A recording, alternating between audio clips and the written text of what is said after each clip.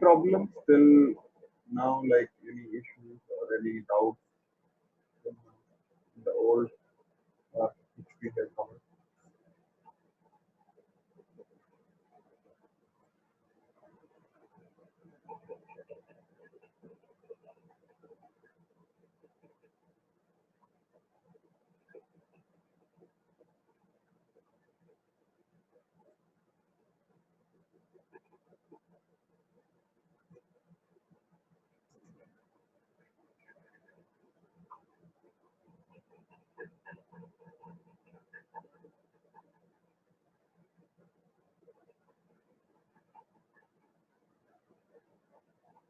Fine. So I'll start with mixing NAT and security policies both together. But before I do that, I just want to remind you, like if you look at this draft processing in Palo Alto, what you see here is that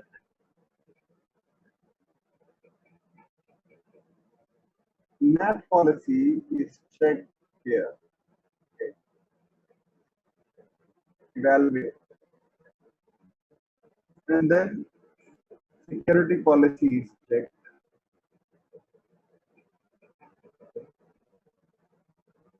And then this is the place where NAT is applied. So NAT applied means you are actually modifying the contents of IP header and changing from whatever IP address was there to something else. So that's happening here. Okay.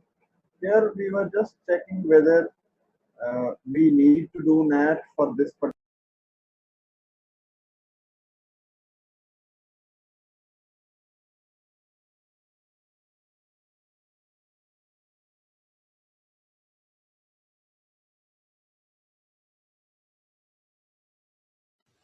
Your voice is breaking in between. After security policies check. Okay. Now there will be two things.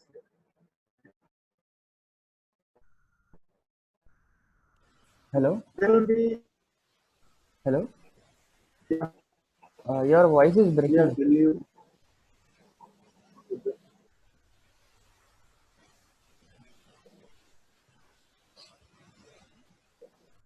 it will be better now.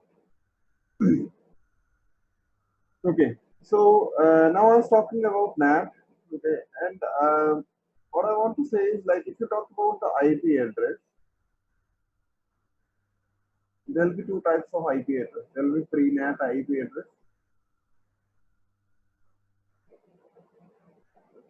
which means that the IP before we applied the NAT, okay, and then there will be post-NAT IP,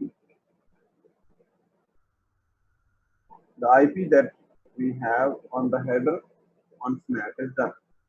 I'll give you an example in scenario that we can.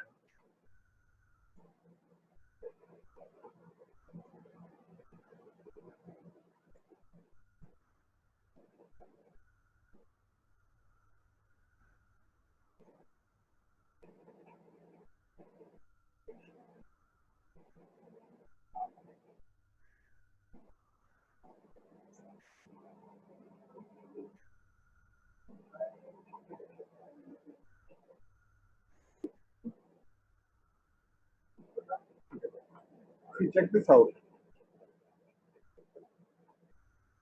Suppose here, if I talk about, let's remove this for a while because there will be an actual public IP here. Which is still viable, right? So see that here. But suppose something like this is here. We have whatever public IP. Now, when the person Win2 goes from here to outside internet, suppose just to surf the internet. Okay. Now, in that scenario, what is where we do NAT, obviously on the firewall, right? And if you talk about the pre-NAT IP address, that would be 10.0.1.11. If you talk about the post-NAT IP address, same packet will be sourced from 100.0.0.1. Okay? Clear? Going towards internet.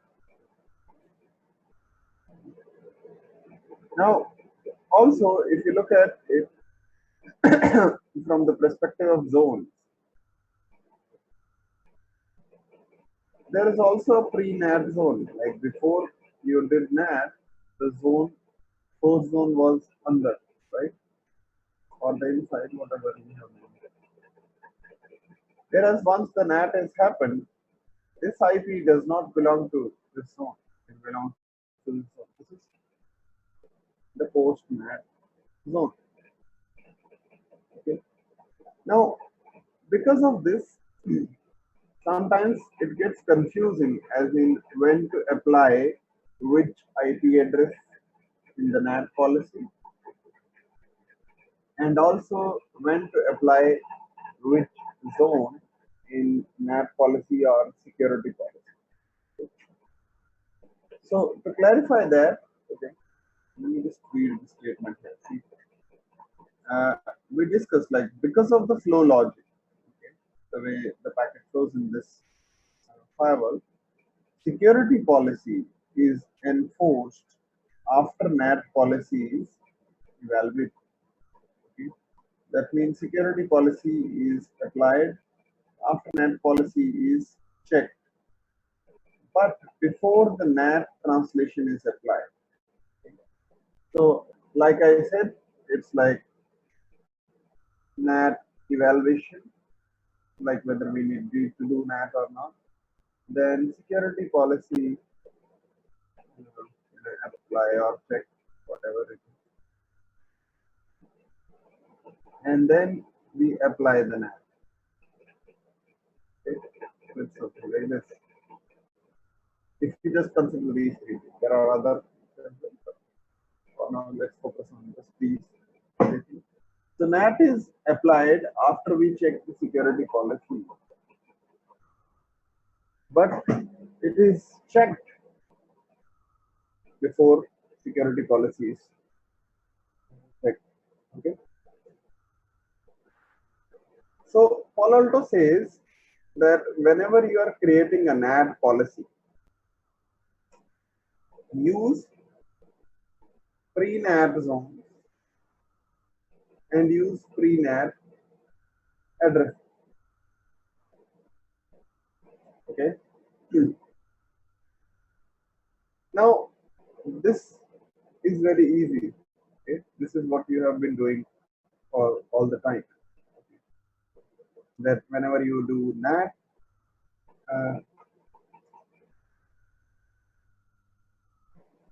what IP do I use here if this person is trying to go out?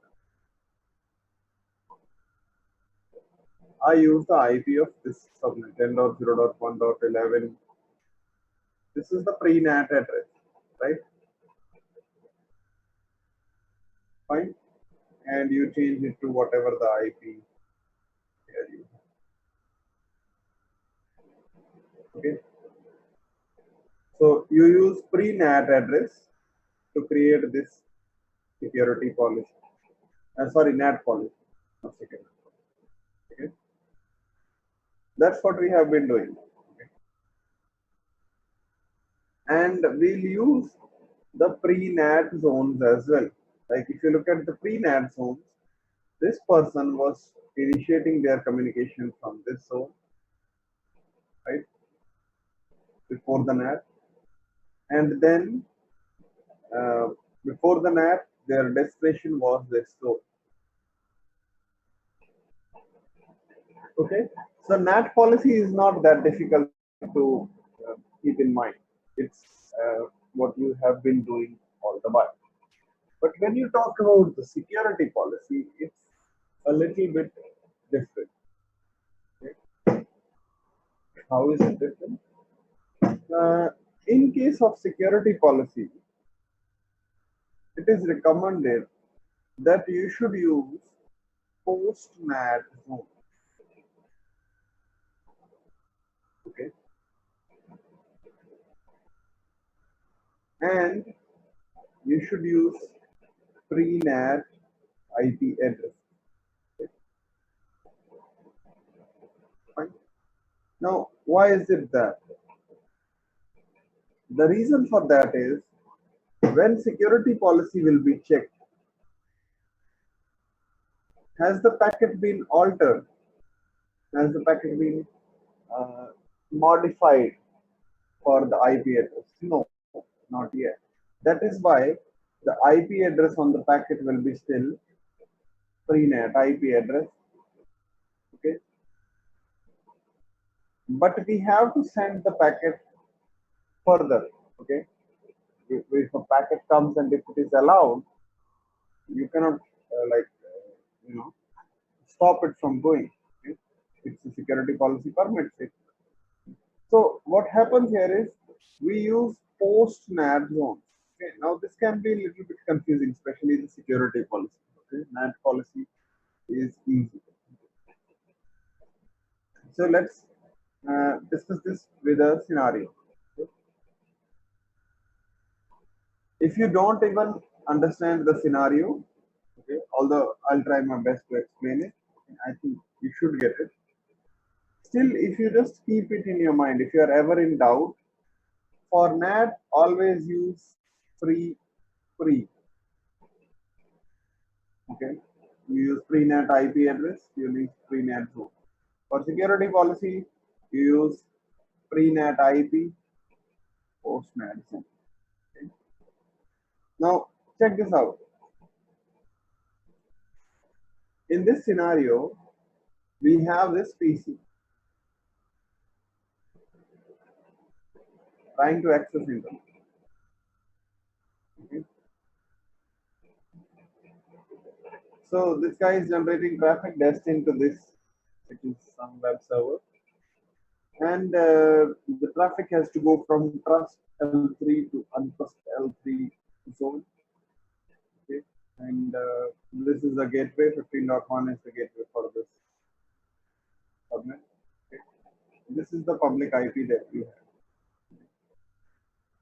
Now see, when we made NAT policy, what is the source zone and what is the destination zone? If you look at it, the source zone is trust L3, right? And the destination zone is untrust L3, the pre-NAT zone. Okay. If we had to use post-NAT zone, which we don't use in NAT, then the traffic would have been going from untrust to untrust, right? Because after you do that, you don't send the traffic source from this IP, you instead send from this IP. Right? But we don't have to use that in here. Okay. So point here is you use pre-NAT zones in the NAT policy. Now look at the address. Okay. Now for address, we have 192.168.15.0/24. That's this whole subnet. And we don't know when people are going out on the internet, like which particular addresses they go on. So that's why we have used any as the destination address. And obviously on the translated packet, this IP of public IP is here. We have done PAT or dynamic IP and port, what they call it, also, and utilize this to go out. Okay. Now, what about the security policy? Okay. If you look at the security policy, what you have here is the address source is used as pre-NAT address. Okay. Now that's this subnet. Okay. Because we use pre-NAT.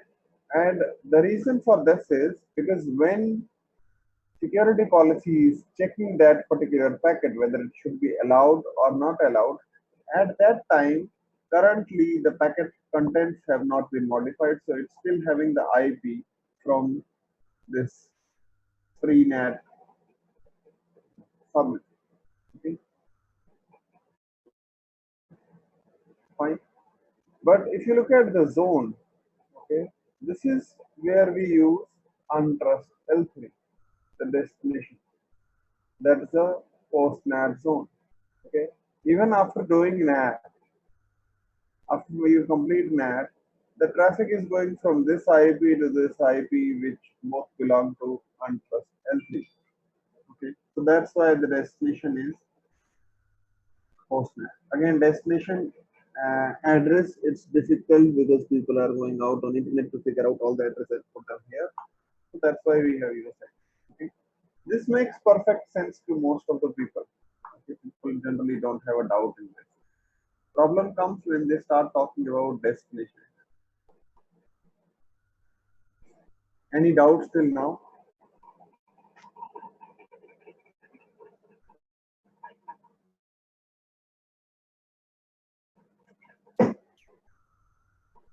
Okay. I'll move to the destination map scenario. Now, when you look at the destination map scenario, here we have hosted some services within our office. And what happens is people from the internet, they hit our public IP. And when they hit our public IP, we translate them to this, okay, our private IP, and allow them to open whatever .com, example.com. Okay. So if you look at the NAT policy here, okay, what is the pre-NAT zone? In the pre-NAT zone, once we complete the NAT, then it's a different thing. But before NAT, the traffic is sourced from untrust here, and traffic is also destined to untrust, right? Okay. And then if you look at the address, that also we have said original packet, we don't know which source they'll use because all sort of different people will be coming. But we have said like destination address 198.51.100.22. That's again the pre-NAT address. Okay. Clear? Now this is where it starts getting like messed up sometimes for people. Okay.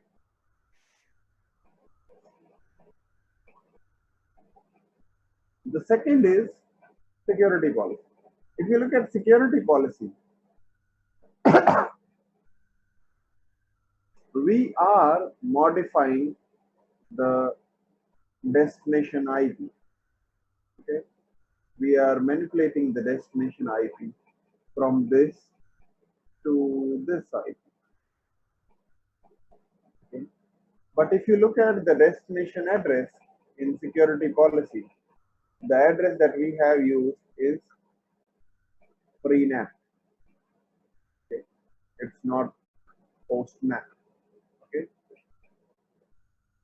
And also, if you look at the destination, the zone is post-NAT zone because once you complete NAT, you are going to be destined to this zone, DMG, not to untrust. Okay, clear? Again, source, we have kept any address. Any doubts in this?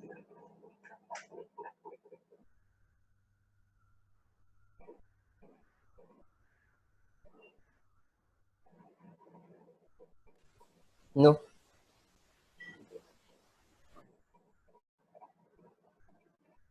So, Sudhanshu, yeah. hello. Are like the courier service has been resumed?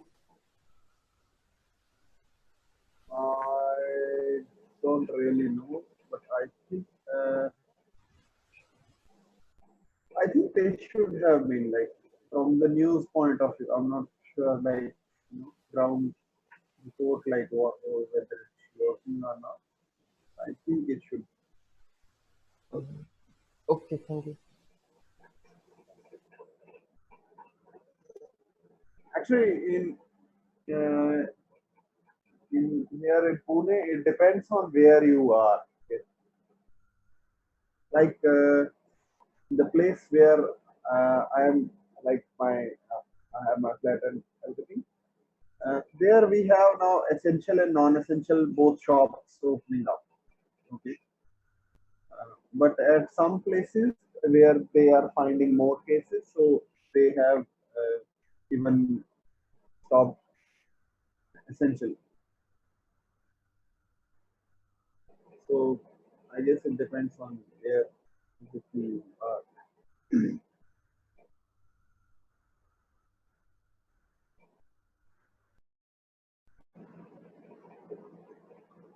Give me a minute, I'll grab a bottle of water.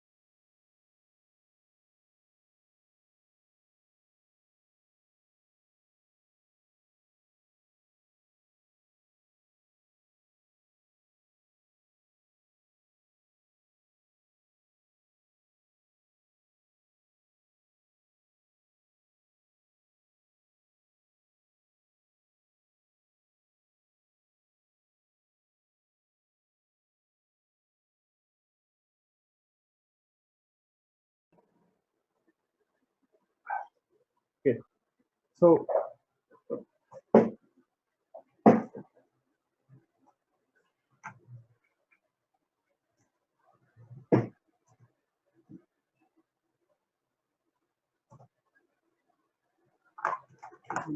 our own means.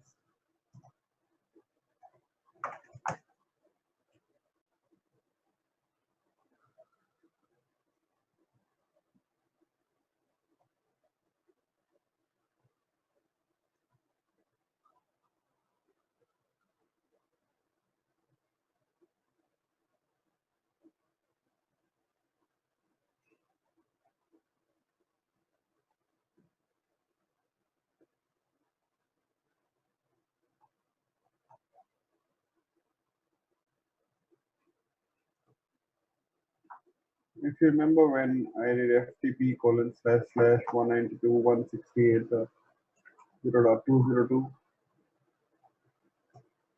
we are from outside, from this bar zone hitting this destination IP, which is translating us to the uh, DNC zone where we have the FTP. Okay, so it's opening up currently fine because we didn't actually have any security policy. Okay, like we have allowed everything. But now what I'll do is I'll revert it, revert the rules back. Okay.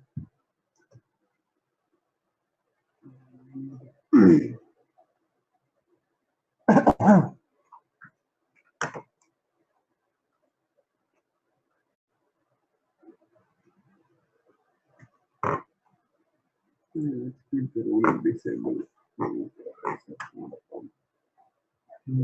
I'll just add a new rule. Okay. Now see, NAT we already have for this. Okay. You see here in NAT, source zone is Bahar, destination zone is Bahar. Okay, because that's the pre-NAT zone.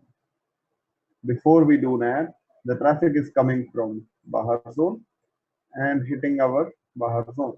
That's why we have this. Okay. But then, if you look at the address, okay, the destination address we have used is pre-NAT address here, 192.168.0.202. That if you hit this IP, that's the pre-NAT IP, because post-NAT the IP address becomes this thing, right? So we have used the pre-NAT address here, and obviously we are translating it to, but this doesn't matter because the math criteria for a NAT policy is defined somewhere here. Okay. Source zone Bahar, destination zone Bahar. Destination interface you can keep specific to Ethernet 1/2, I think. Yeah, but I kept it exactly, not a problem. So the point is like for the zones, we used pre-NAT zones. For address, we used for wait, uh,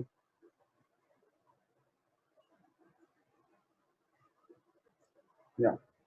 So for the translated packet, we don't need to specify any address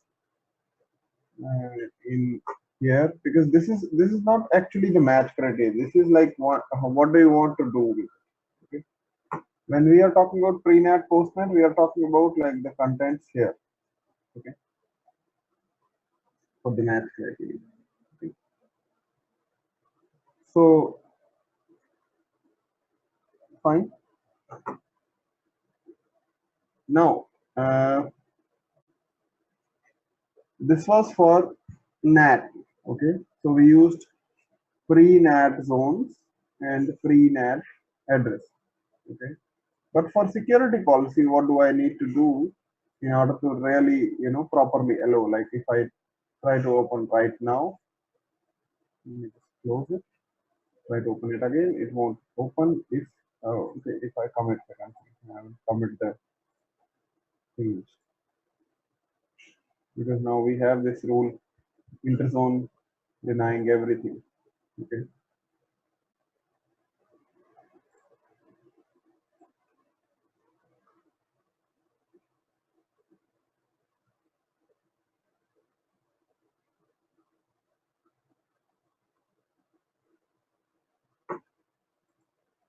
So if I try to hit now, it won't work until I properly make a security policy.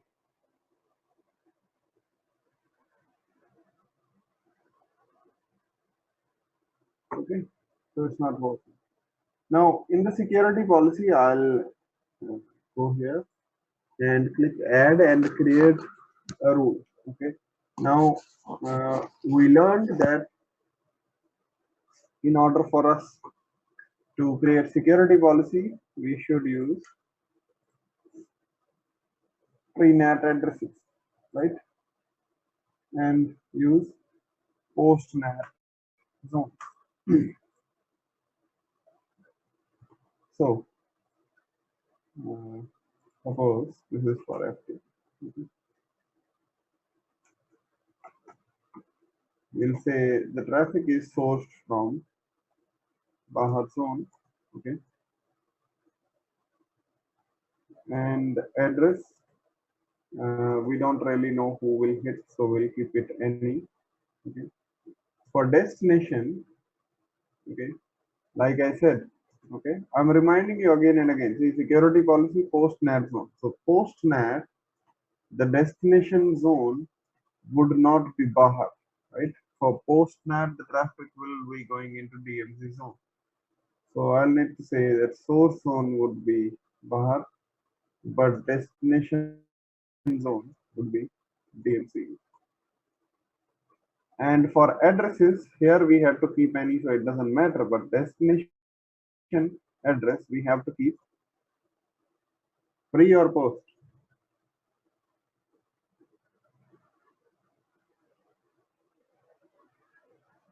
Come on, somebody answer.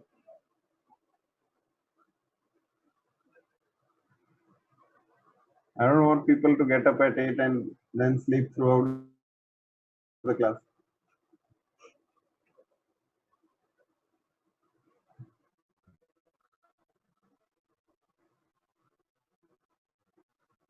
Anybody?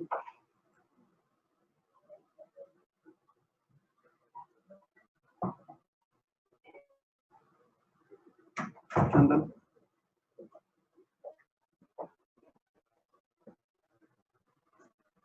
What do you think the destination address would be?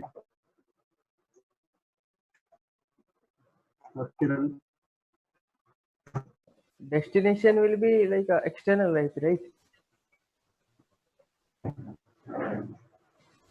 So what address should I fill in here?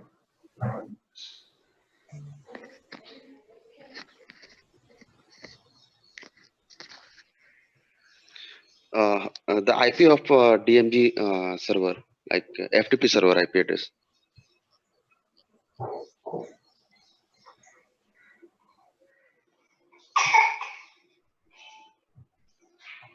See, we have to use what? Pre-NAT IP. Okay. And pre-NAT says that you hit this thing, you get translated to this thing. So is this IP pre-NAT or post-NAT? This 10.0.2.11, you translate it after you complete NAT, right? This is post-NAT IP. So which IP address should I keep in the security policy? Postnet IP. Pre-NAT IP, see. Security policy rules use Okay. post-NAT zones and pre-NAT IP address. So pre-NAT address, somebody is hitting what? 192.168.0.202. Yes. So we mentioned that. Because see, when the packet Yes. reaches the firewall, when it is checking security policy, at this moment, the packet has not yet been modified for the destination address. The destination address is still 192.168.0.202. Okay, we're not Yes. concerned with that. So I'll hello.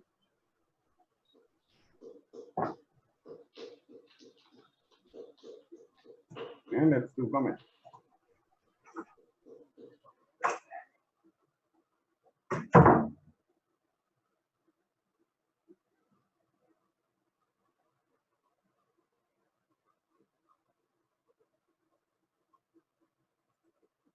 So if you look at it now, it's working and we are getting hits on this rule. Okay.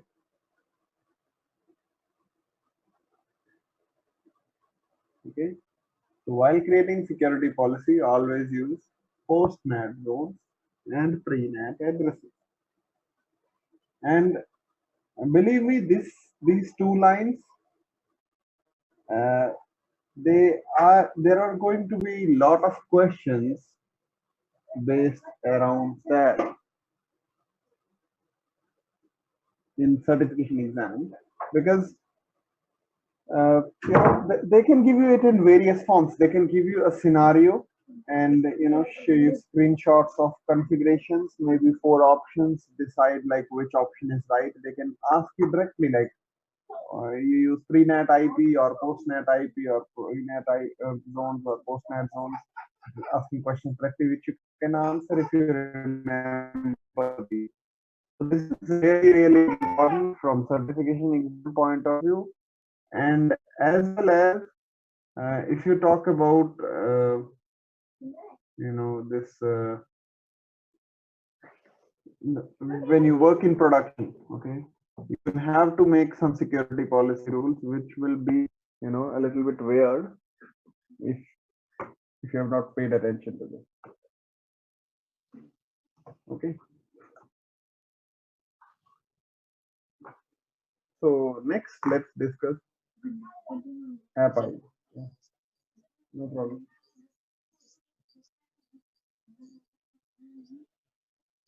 Okay, no problem.